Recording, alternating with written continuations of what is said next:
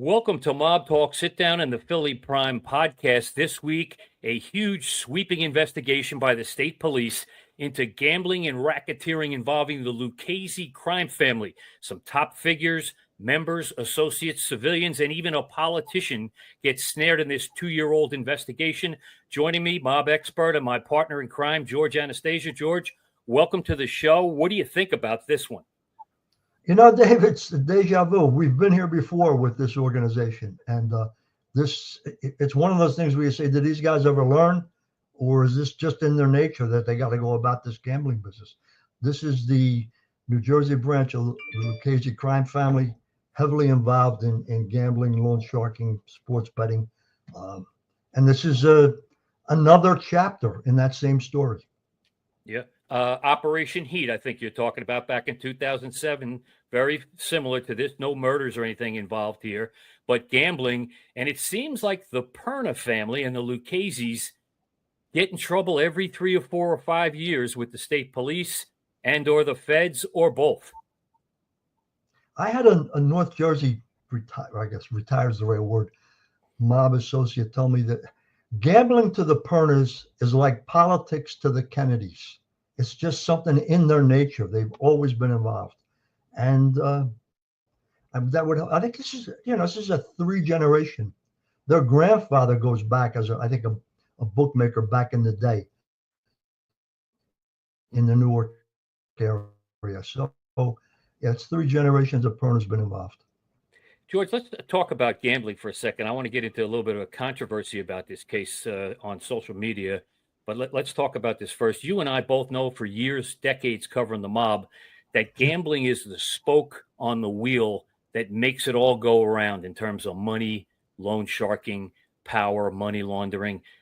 Talk about gambling being like an essence charge along with racketeering for mob figures like this. Yeah, man, I think it was Tommy Del Giorno said that when he was cooperating, that gambling is the wheel around which it all revolves. That's the money generator. And then out of that comes loan sharking, and out of that comes you get money you want to legitimize it, money laundering, all of those things. But the source, the economic drive, is the gambling operation.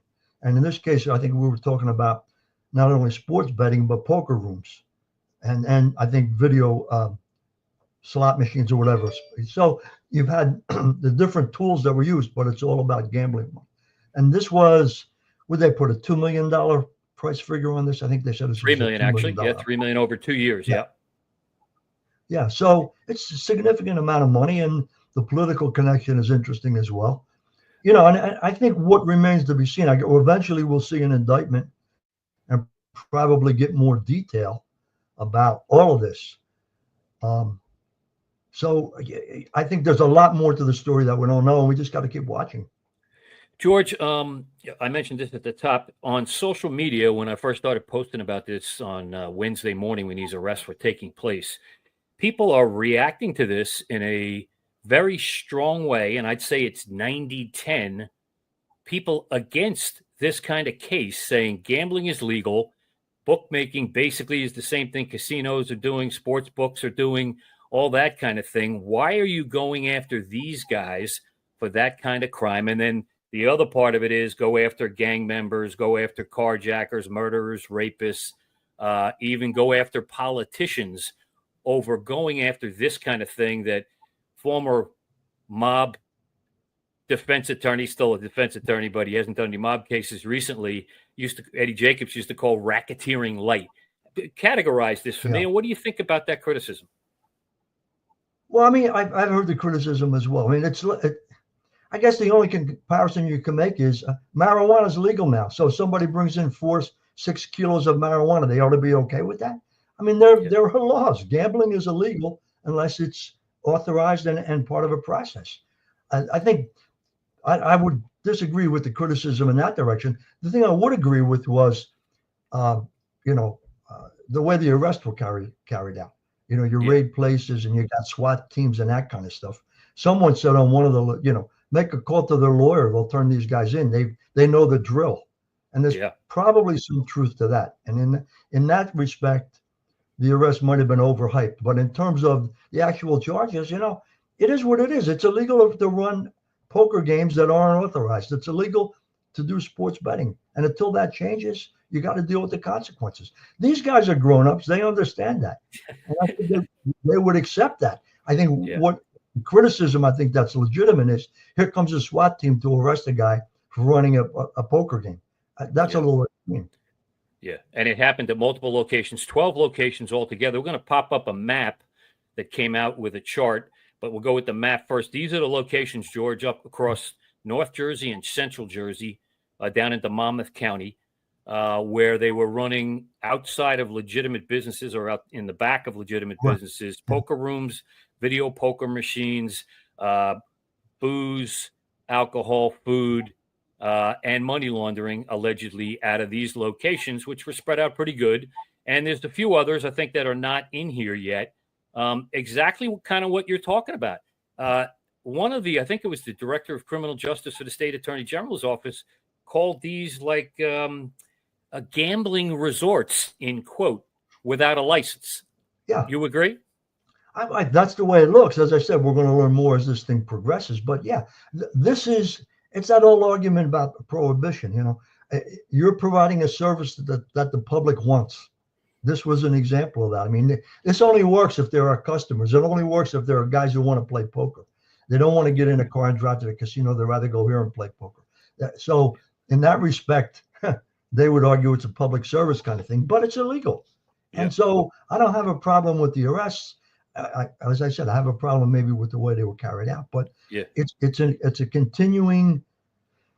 This is the moneymaker for that crime family in North Jersey, the New Jersey branch of the Lucchese Crime Family. This has always been their go-to moneymaker, you know, and it's fascinating to watch, and it's again and again and again. They don't seem to learn. This is what I think what they know how to do, and this is what they do. Yeah, a little more sophisticated this time. Yeah, they had their own online sports book kind of thing going to a foreign country, according to what they were saying. But let me answer a little bit of the criticism too. As you just said, these are crimes. They're not legal. They're not licensed. Some folks got on social media and said, this is the kind of local, around the corner from your house gambling that gets people into money trouble and gambling trouble and a gambling addiction. They also said, why don't you go after all these criminals? Now, other criminals, carjackers, gangs, etc. I would, if you follow the state attorney general's office and the state police in New Jersey, counter that they do go after the drug dealers. They had a $34 million bust up in North Jersey a couple of weeks ago. They do go after the gangs. There's a whole unit in the state police and the attorney general's office that's directed at gang activity, and they do bring gang indictments. Finally, the last mob case like this in New Jersey was 2014, 11 years ago, Operation Fistful, involving the Genovese crime family. So it's not like they're doing this every other year or anything like that. And it was a 2-year-long investigation. George, they wouldn't do that if they weren't after something, you know, either this or something a little bit bigger. The way I see it, and from my years in the attorney general's office, they don't just do this for the sake of doing it. Yeah. No, I agree. And it isn't an either or proposition. Either you go after these guys or you go after the drug dealers. That's not the case at all. And as I said, we got to see the indictment and see where it goes. We got to see if the feds are just going to be secondary players in this, or at some point they're going to jump in and take a piece of it. The other thing I'm always interested in is, are there wiretaps? Are there bugs? Is there electronic surveillance? 9 times out of 10, there is. Are there informants? We don't know any of that yet. And more details will come out, and it'll help fill in the blanks and paint a much bigger picture of what this was. But you know, the lead defendant in this case is that guy George Anastasia. He's a major player, been around forever. A couple of the Perners are involved. As I said, these are names that we know of, and the point I think is well taken. Is there more here? Is there more here than we're seeing? And that again will come as the indictment comes out and as we learn more about how this case was put together. All right, let's pop up the chart that we have, which shows all of the defendants in the case. There's no operational name to this. Remember Operation Heat in 2007. I just mentioned Operation Fistful. They didn't put a fancy state police slogan on it like they usually do. But George, these are big people. The guy at the top, George Zapola, Georgie Neck, he is the lead capo on the Brooklyn faction of the Lucchese Crime Family. Used to be the head capo here in Jersey. That is now, according to authorities, what they said the other day, Big Joe Perna, the number 2 guy on that chart, he's now the acting capo or the capo in New Jersey. They also say that Zapola is in the ruling panel with the Lucchese's in New York. So my question here is, do you think they start out on a gambling investigation of the Pernas, and then up pops Georgie Neck, Georgie Zapola, and then up pops a Prospect Park councilman, Anand Shah, who's apparently running one of these little setups with the Lucchese's? I would think, as an investigator, the state police and the attorney general's office, you must proceed when those type people start popping up in an investigation like this. Well, I think that's part of it. The question is, why now? Why did they move right now? Is there something that caused? Maybe it's the fact that, we've got a councilman here, an elected official. We got to put an end to this. That could be what the motivation was. The question of Zapola, it opens a whole nother avenue to wonder about. He's a New York guy. He's a major player. He's done serious time already for, I think, racketeering and murder. He was involved in, some of the stuff you can't make up. He was involved in a contraband when he was at the federal prison in Brooklyn, smuggling out some sperm to try to impregnate his girlfriend. Yeah. That's the second example of that I know of. I think it happened in Pennsylvania as well. So this guy has been around forever. He's been involved in a lot of different stuff. And he's at the head of this chart. And I think it begs the question, does this lap over into New York?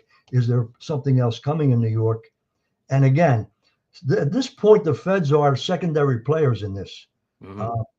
At some point, I think we may see them carve out a piece of this, take out a piece of this, and become as they always are, the 500-pound gorilla.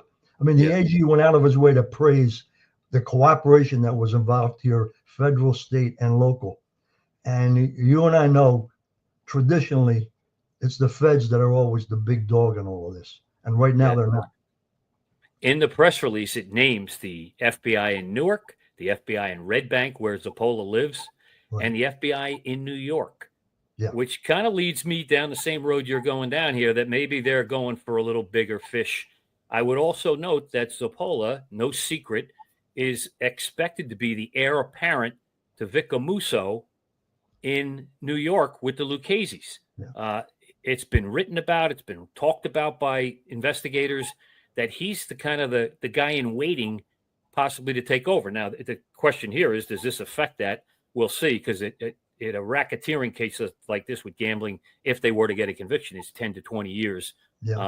So, is that going to kind of jam up that plan? He's 65 years old, I believe.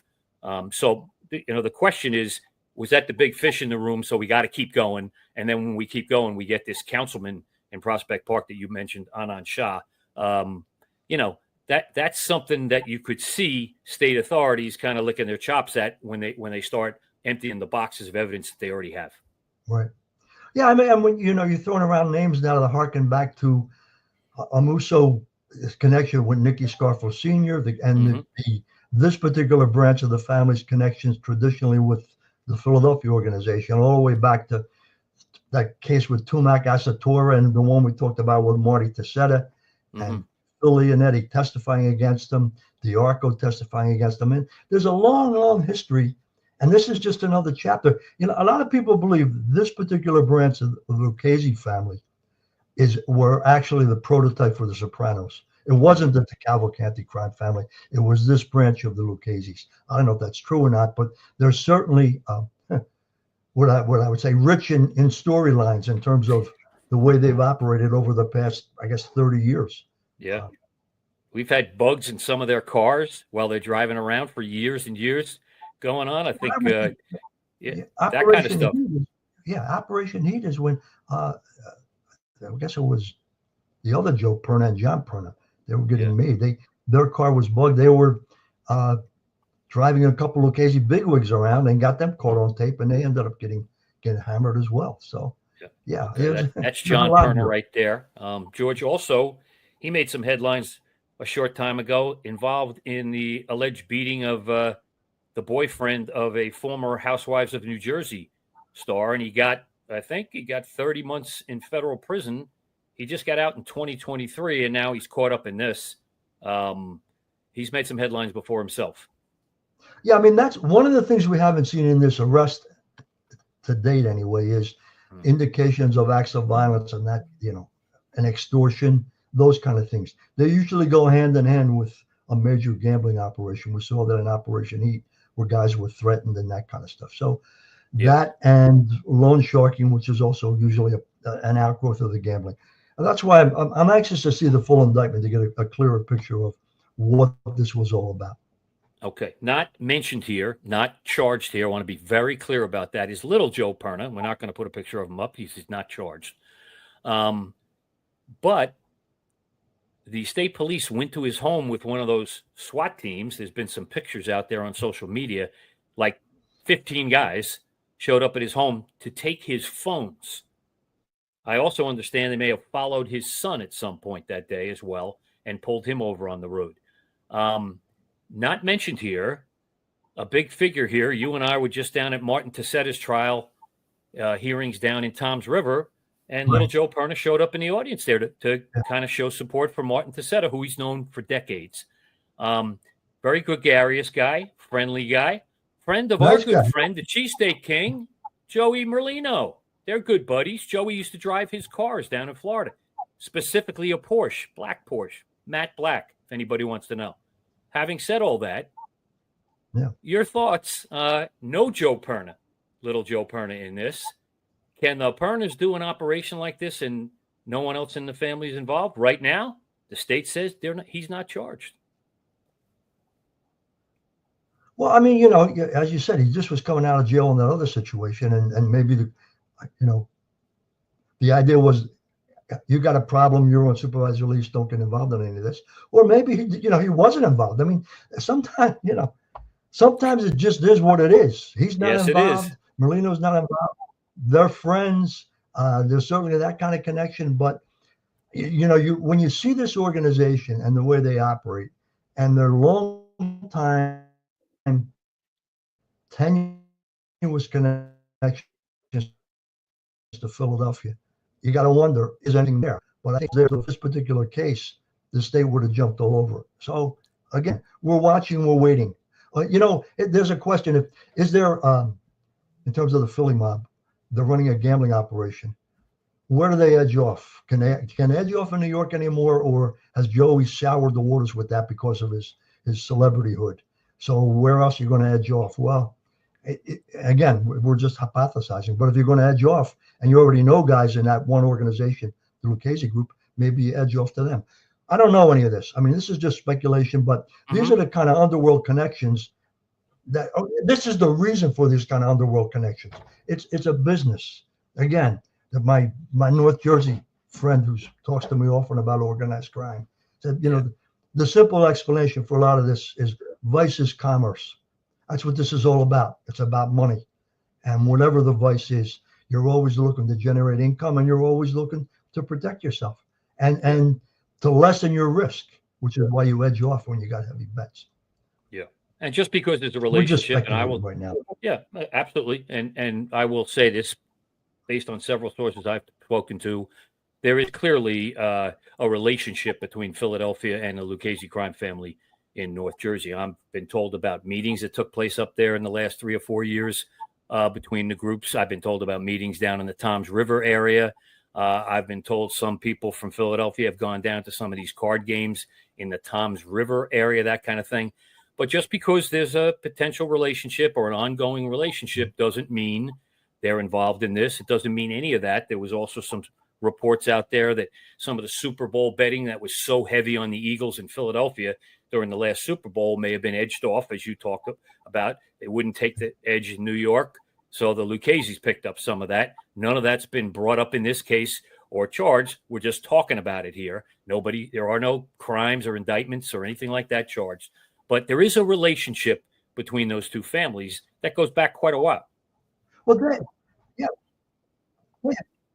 Yeah, Dave, remember when Nicky Scarfo Sr. wanted to protect his son after we shot at Dante and Luigi's, where did he send him? He sent him up there. And he Yeah. ended up, Nicky Jr. ended up being part of that organization. He was a capo, was he and not? then, again, we go back to that Operation Heat and some of the tapes where the younger Perners were cackling over the fact that their dad had taken over and Scarfo Sr. had been put on a shelf and demoted. That was all part of that relationship. Goes all the way back to that, to Nicky Scarfo Sr. and Vic Amuso. I think they were in prison together. Yeah. And I think there was a tape actually of some guys from the Lucchese Crime Family going down to meet Nicky Jr. at a rest stop on the Garden State Parkway where they took him down. They told him, you're no longer in charge. You're just a soldier back with the rest of us now, but you're not running things. We don't care who your father is. The order came from inside that you are no longer in that position. And I believe that's on tape at a rest stop on the Garden State Parkway. Right. That was one of the tapes in the Operation Heat case. And that's what I'm saying. I'm waiting to see if there are tapes in this case. Because invariably, when we have a big arrest like this, there usually are both informants and electronic surveillance. So we'll see how that plays out. Okay. George, speaking of tapes, let's talk about bail for a second, and I'll get to the tape issue. There's a bail hearing on Tuesday of this week for all of these defendants who were detained in the Morris County Jail since last Wednesday morning when they were arrested. Marco LaRocca, we know from North Jersey in the Martin Tassetta case, will represent Zapola at the bail hearings. In New Jersey now, the bail situation is different. You either get released on your own recognizance, usually with some conditions, house arrest, GPS monitoring, things like that, or you get detained. They don't set bail. Say, I got in trouble. They don't set bail at $500,000. You got to post 10% and we'll let you out. That doesn't happen anymore. At the Bail Reform Act, those kind of things, it's either released on your own recognizance with conditions or detained. I think it'd be pretty tough to detain even the higher up Zapola and Big Joe Perna based just on what we're seeing right here. Now, there's a 200 or 300 page affidavit that goes along with this, but wouldn't you think you'd have to hear a tape or a witness who was threatened or had some kind of violence put on them? One of the charges is racketeering employee - violence. The question is that what it takes for no bail? Right. I think the only way you can keep somebody in and deny him bail is risk of flight or danger to the community. If you're a danger to the community, where is that? And you're going to have to show acts of violence or threats of violence. That's why I said there is a lot in this case we don't know yet. And that may be the bail hearings may be where we find out a little bit more. Yeah.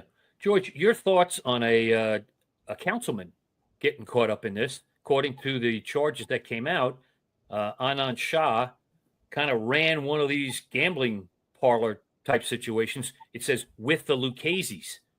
He is not charged with official misconduct because according to both a statement from the mayor in Prospect Park, the head of the council, and the investigators, this was not during his official duties or his official time. This was on his own time kind of situation. Official misconduct is 5 to 10 years in New Jersey.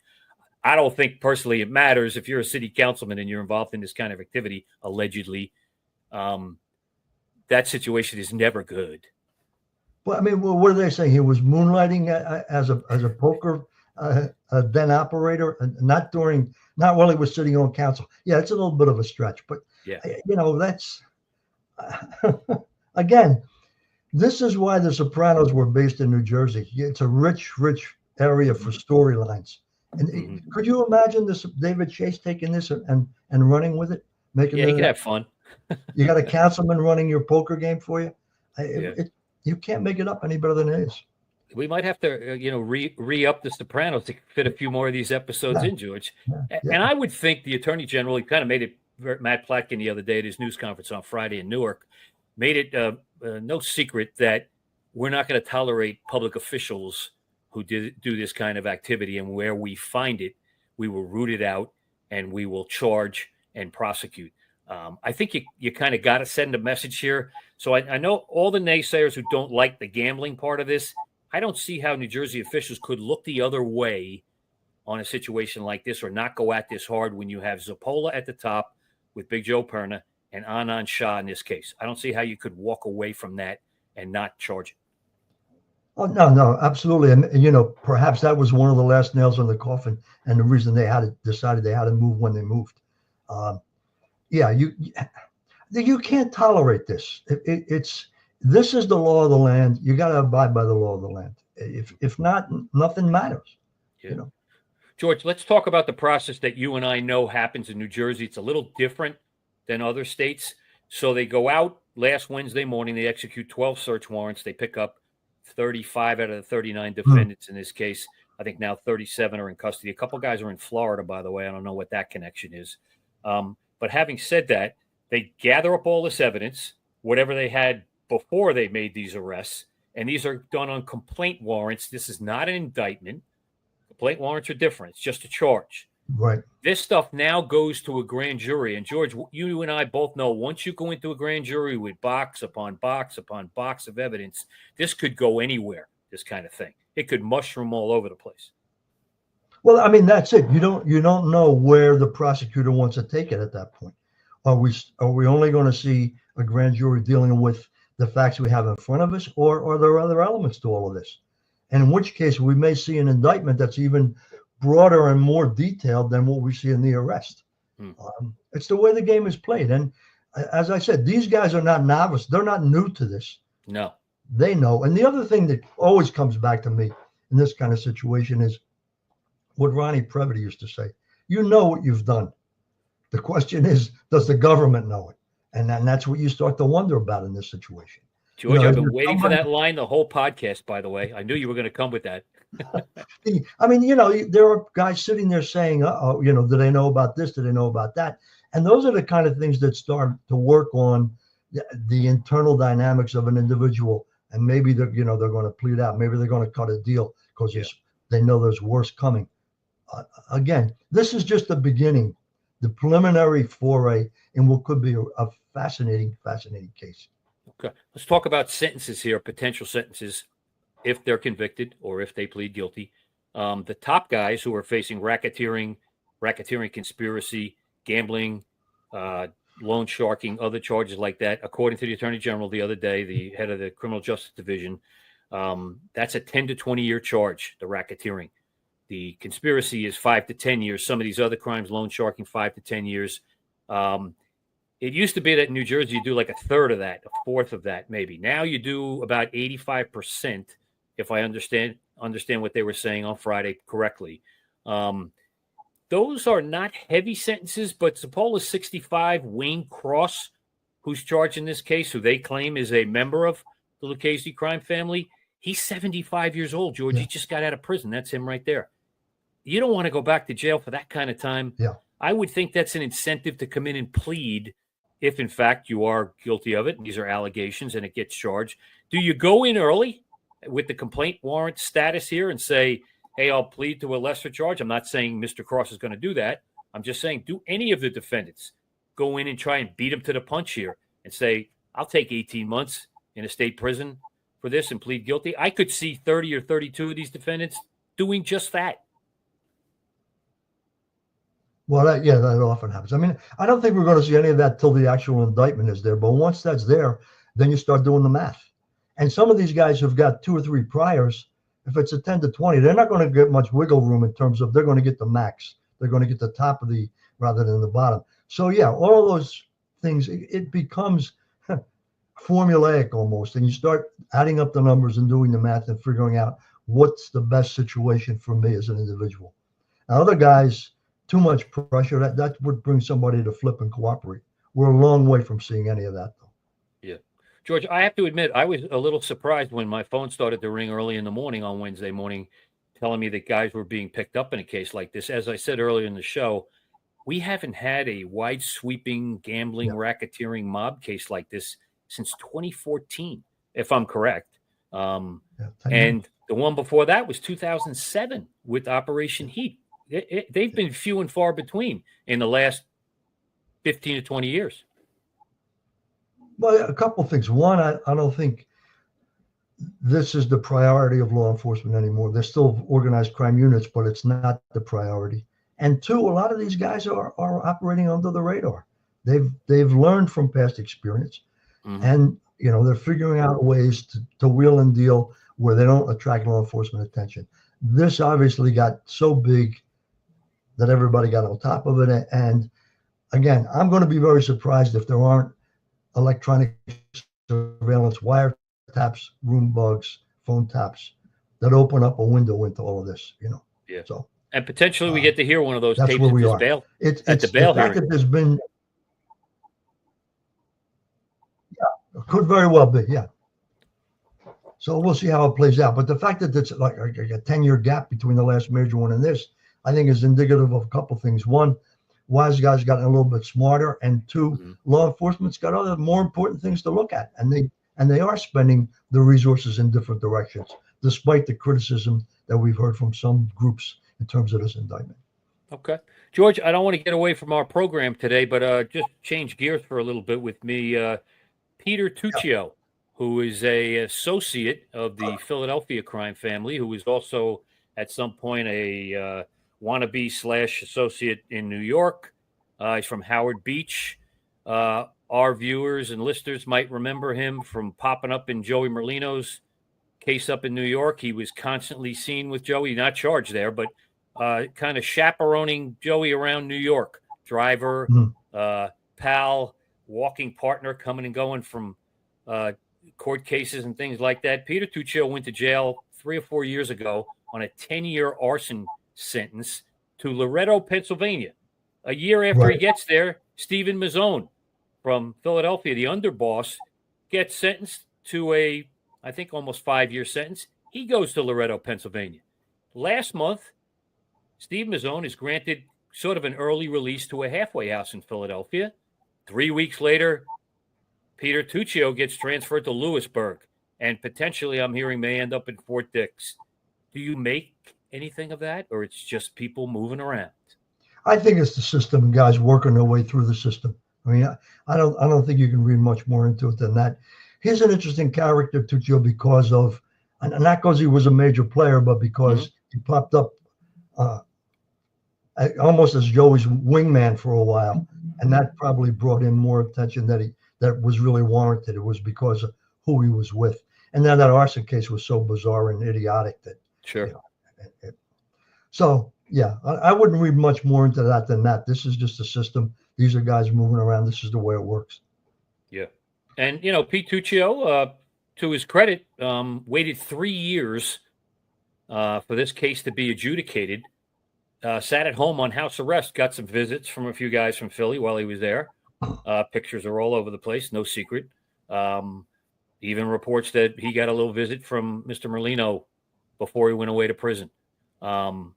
So, he's been in prison now. He's going to do 10 years on an arson charge. I think they blew up a 15-year-old Mercedes Benz, and he got 10 years in prison for that. That's a pretty stiff sentence on the federal level for an arson. It just seemed odd at the time, and it's still an odd situation if you ask me about how a guy from Howard Beach ends up being Joey's wingman.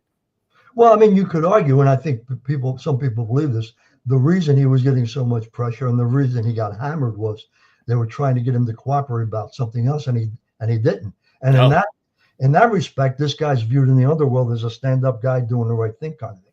And I think his mindset is that's who he wants to be, and this is going to only enhance his standing. I don't know if I want to do 10 years to get that kind of rap, but that may be part of what's happening here. Yeah, and when he gets out, I think he's only going to be 35 or 36 years old. So he was a young guy. Yeah, he's going to come out with a rep. Yeah, he did his time. He didn't open his mouth. He's a good guy. You can work with him, kind of thing. If that's what you want in life, I mean, again, you don't know what motivates people. Sometimes it's kind of twisted, but if that's what he wants to be, he's taking the right steps to get there. Okay. George, let's kind of wrap this up. There is a bail hearing this week. Let's see what the government decides to kind of flesh out in court. Do they play a tape?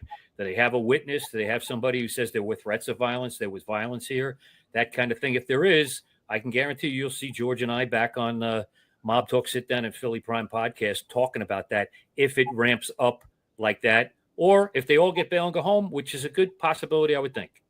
Yeah, I think if they want to deny bail, we're going to have to see some of that. If they decide not to let them out, we won't. It's as simple as that. Okay. Professor, always fun spending some time with you. Thanks for coming on, George. I greatly appreciate it. That's it for Philly Prime Podcast and Mob Talk Sit Down for this week. Stay tuned. We may have more on this coming up soon. Take care.